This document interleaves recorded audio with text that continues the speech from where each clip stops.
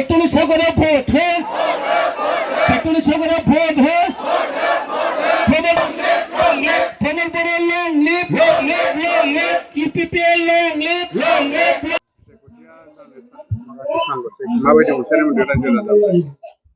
नोंथांमोना गावनि मेगनजोंनो नुदों दिनै बे कुसुगावनि गङिया ओनसोलाव रायजो राजाफ्रा मोनसे फोसावदिं मेल बेयाव लादों लिरनानै आंखौ लिंहरदों बे ओनसोलनि लोब लोब रायजो राजाफ्रा ओंखारदों बे ओनसोला अरायबो EPPL नोनो भट होग्रा मोनसे ओनसोल गतिके बेयाव खुनु सोलायनाय फैगोन बिसायख'थियावबो बे गङिया ओनसोलनिफ्राय ट्रेक्टर सावगारियावनो EPPL नो होनो थाखाय बयबो थियारि जानानै दं दा दाखालि दतमा परिबर्तन जात्रा 105 किल'मिटार थाबायखांनायनि उनाव जों दिनै गामि गामि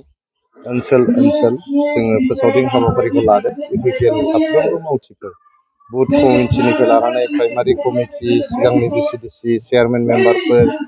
आरो जोंनि ब्लक कमिटिनि दैदेनगिरिफोर जिल्लानि दैदेनगिरिफोर आरो सेन्ट्रेलनि दैदेनगिरिफोर बयबो गोख्रोङै फोसावदिं हाबाफारिखौ लागासिनो दं आं जोबोद कनफिडेन्ट दतमानिफ्राय ट्रेक्टर हान्जायानो देरहागोन EPPL आनो देरहागोन रायजो राजाखौ मा खावलायदों रायजो राजाखौ खावलायनो लुबैदों जेरैबायदि दिनै BPFआ अरुणोदयखौ दाननायनि मोनसे राजखान्थि गेलेदों जेरैबायदि दिनैहाय मानसिफोरखौ IBS दानगोन सिगि सग' खालामनानै BPFआव लांनायनि मोनसे राजखान्थि खालामदों आरो जों सानदोंमोन सरखार फैफिननानै BPFआ सोलायगोन नाथाय दिनै जों नुबाय थांनाय 17 बोसोराव सिगांनि 2020 नि सिगां 17 बोसोराव जेरैबायदि राजखान्थि बिथांमोना खालामदोंमोन सिगि सग'नि राजखान्थि दावराव दावसिनि राजखान्थि जौ जुवानि राजखान्थि मेलानि राजखान्थि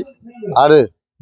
जाति जनगोष्ठीनि गेजेराव दाङाबाजिनि राजखान्थि बे सेम राजखान्थिखौनो बिथांमोना रिपिट खालामफैफिनबाय बेनि थाखायनो 6 मासनि गेजेरावनो दिनै रायजो राजाफ्रा बिथांमोनखौ रिजेक्ट खालामफिननो थाखाय थामथिम जाबाय